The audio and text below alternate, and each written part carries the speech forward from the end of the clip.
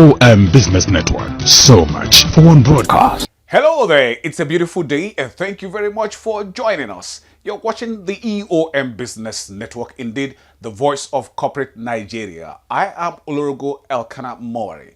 Today on the program, as always, our conversation is to focus on the Nigerian economy. We'll be interfacing with select industry operators about their businesses, the operating environment, and other related issues. And so with Let's Talk, we shall feature PIM Travels Limited, Fanival Visions Limited, and Miposh Travels and Educational Consult Limited. On Spot On, we shall continue our conversation with a quintessential gentleman, purpose-driven professional, first-class graduate of Obafemi Awolowo University, chartered accountant, trustworthy real estate development, marketing and management expert, team player and industry captain, Alhaji Suraj Oyewale, who is the founder, group managing director and chief executive officer of Jarus Group, a leading diversified group of companies in Nigeria and one of the most distinguished CEOs to look out for in 2025. And on the face-to-face is a perfect gentleman, symbol of integrity, certified pharmacist, seasoned and visionary entrepreneur, versatile project management expert, team player and industry captain, Adedikpo Adetuyi, who is the founder, managing director and chief executive officer of Oakleaf Pharmaceuticals Limited, a frontline world-class healthcare support solutions provider in Nigeria and one of the most distinguished CEOs to look out for in 2025. It's a package you must see. Sit back as we bring you the details.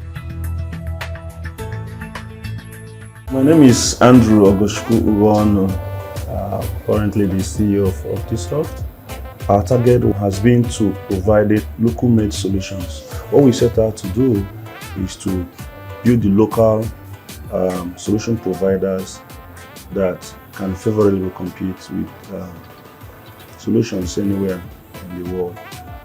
And we feel that we have the advantage because we understand the environment and we're able to tailor systems that suit the environment much better than most foreign solutions could do. So in terms of the services we render, we do bespoke solutions, software technologies for local businesses, for international businesses. In terms of custom made, right? We look at your environment, look at your requirements. We're able to tailor software solutions that suit your business, basically automating your processes. We also, of course, do consultancy. We also do sourcing.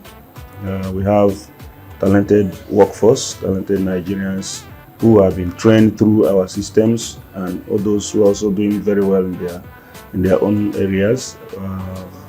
We also help them to fix them in various places when there is need. We also have our own process automation tools, ERP systems for the area of people management, HR, payroll systems. We also have things around core banking systems for microfinance institutions. We also have solutions around accounting solutions, inventories and inventory management solutions bundled together in our ERP system. And of course, in the space of digital marketing as well.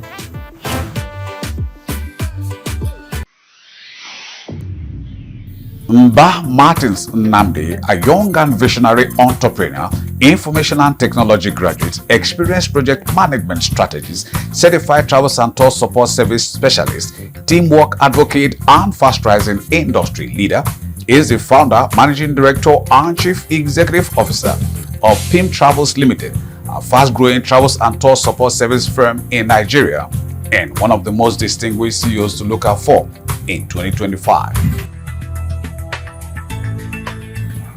PIM Travel Limited actually started like kind of a dream that meets advantage. I saw the opportunity around it. I'm a traveler. I travel a lot. So when I was traveling, I saw that there is a gap, like a psychological gap. When I say psychological, I'm saying, now you meet somebody who earns well, has the money, and like a friend will say, you are traveling, you are a big man. I'm like, you're almost at the same level.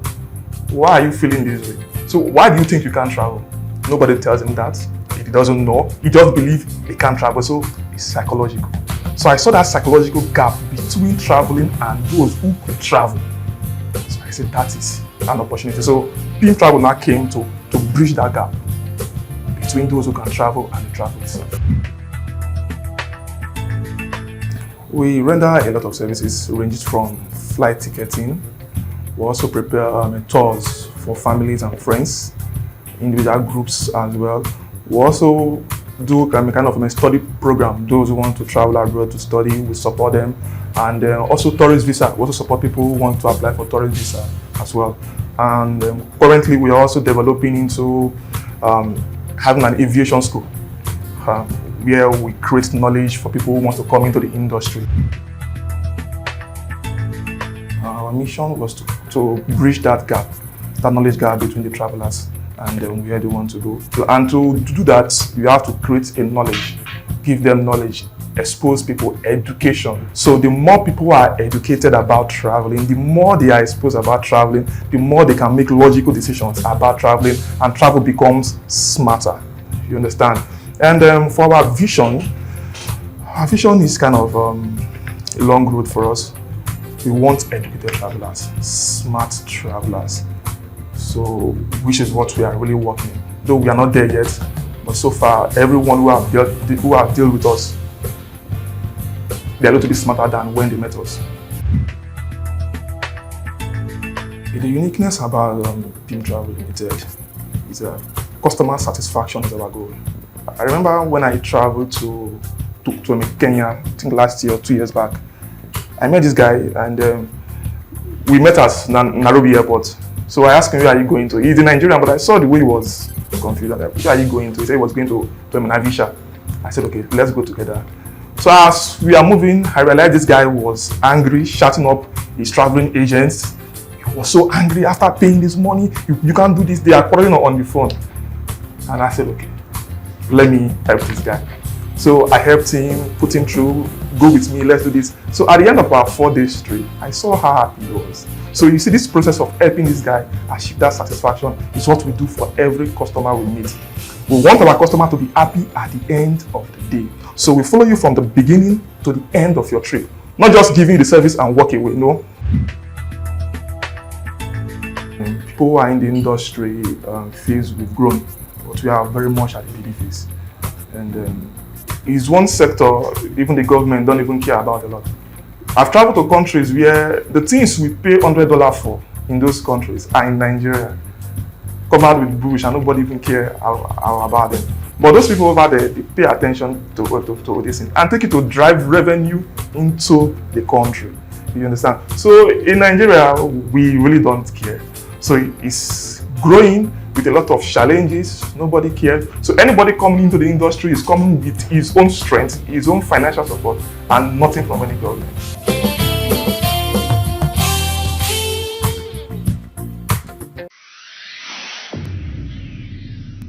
Emmanuel Okpara, an amiable gentleman, people-friendly professional, experienced and astute healthcare support service development and management expert, is the general manager of Fanival Visions Limited, a fast-growing healthcare support service solutions provider in Nigeria, and one of the most distinguished companies to look out for in 2025.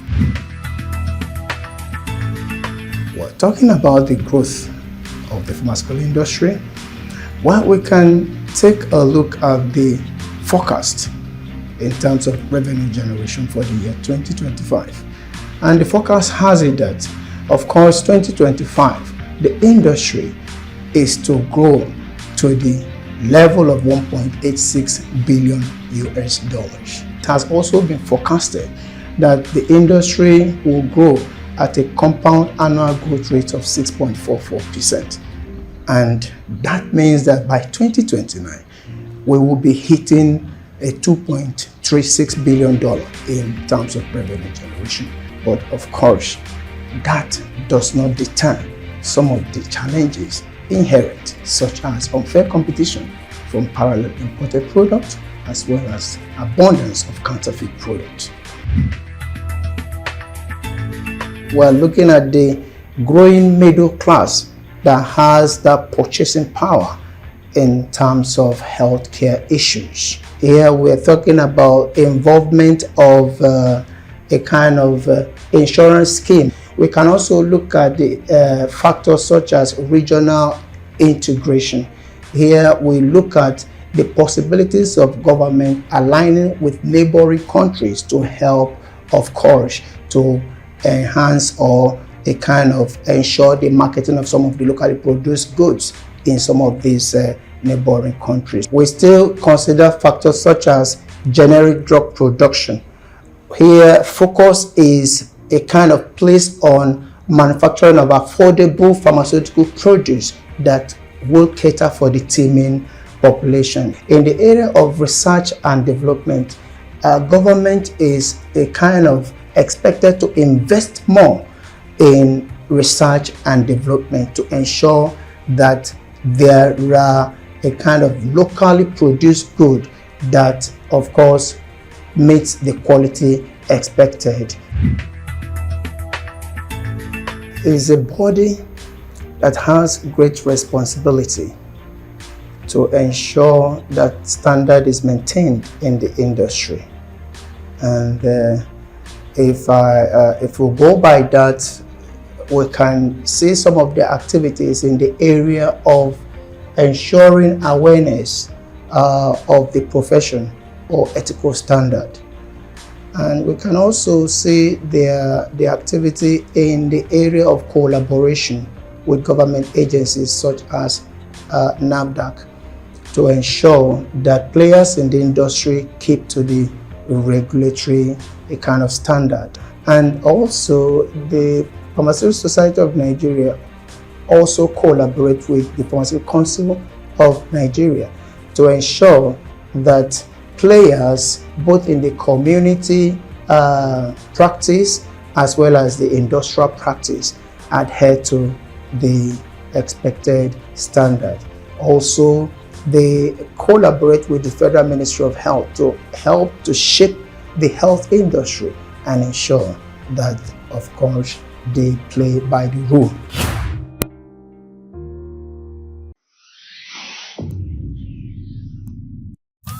Dr. Jude Anyao, PhD, is the founder, managing director, and chief executive officer of MIPOS Travels and Educational Consult Limited, and one of the most distinguished CEOs to look out for in 2025. For MIPOS Travels, we have we do educational travels. Okay, we do also post-visa assistive services. We help people also, we help our students to also secure visas, and in some rare cases, we also get work permits, process work permits when the need arise. There is no business in the world today that you will not see angry customers. No, there's no single business you do unless you're not visible. So the major thing is, how do you communicate? Okay, so communication, don't leave a hole in the communication. Make sure that you cover that gap. Okay, make sure that you'll be able to communicate your intentions to your clients. Make sure that you resolve their concerns early enough. In 5 years, you can't talk about travel and tours operators in Nigeria without mentioning MIPOS as the first. Where we are today and with the visions that we have, MIPOS Travels will be on the lips of everyone who wish to leave the country. I would advise Nigerian youths who just finished school, or people who are still working for people. If you want to be rich, salaries can never make you rich. And what actually keeps people away from pursuing their dreams, okay, is fears of the unknown. Some will ask, how do I get started? But I'll tell them that journey of 1,000 miles starts with a step. Okay, yeah, okay, so it travels. I was inspired by a friend at a time when we were in university. He was he went to Ukraine to study medicine, to further his studies, so he couldn't continue in Nigeria, so he traveled to Ukraine. So when he got there, that's when he exposed me to the travel. I think I was in third year in university at the time. So when my interest in travels was spurred. So but I didn't take action at the time, but I only took action after my first degree. So he came into Abuja and then we met, and that was how it started. Okay, I am Dr. Jude Ayamu, as you said at the intro. My first degree, I studied nursing. I have a bachelor's degree in nursing, and then I also have a bachelor's in public health before going to the UK to do master's. And then I'm a medical esthetician. I did my master's in medical aesthetics. Then I also have a master's in cosmetology, and then I have a PhD in the same field.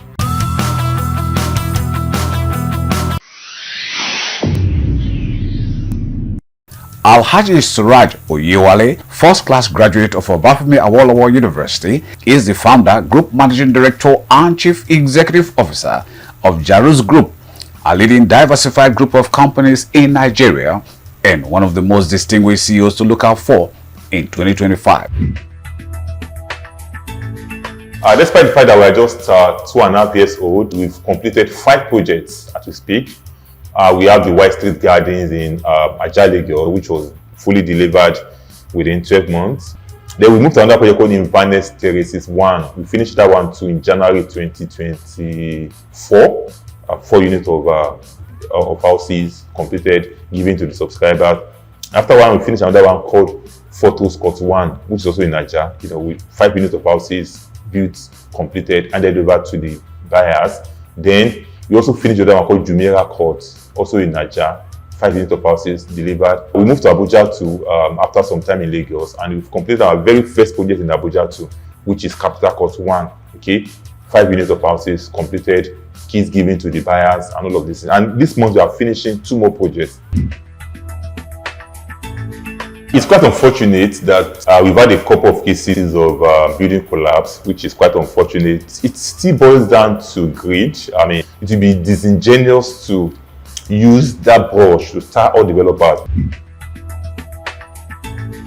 I see every transaction as, as a commitment, as a trust, as amana, because if you and I enter into a transaction and I decide to just cheat you or anything, then I mean you will not come to me again. You will not refer people to me, and that will be a problem. I mean, we've sold more than 70 houses in the past 2.5 years. Okay, and most of the customers we've had in the past 6 months or even 1 year are customers who are referred by the people who transacted with us in the past. We are still going the real estate business, so we hope to be able to get listed at one of the top 10 real estate companies in Nigeria in the next 5 years. We have some big projects we are doing in Abuja now. We have about 6-7 projects in Lagos that we are also working on. We have in Kwara State, all of these things, and we believe that we are currently at the phase of growth, moving to the next level from a small to medium real estate company to a very big real estate company, and all of these things.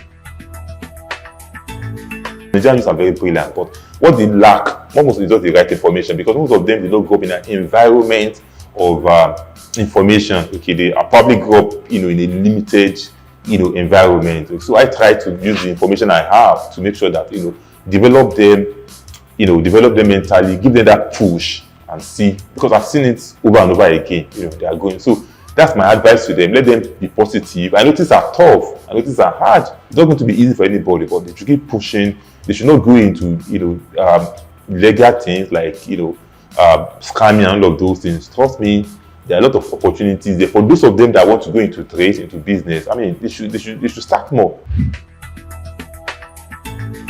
Doing business in Nigeria is not easy because a lot of challenges here and there. We believe that this country is still ours. We don't have any other country to call home. So we will continue to, face the challenges, while also advocating for better business environment from the government and all stakeholders.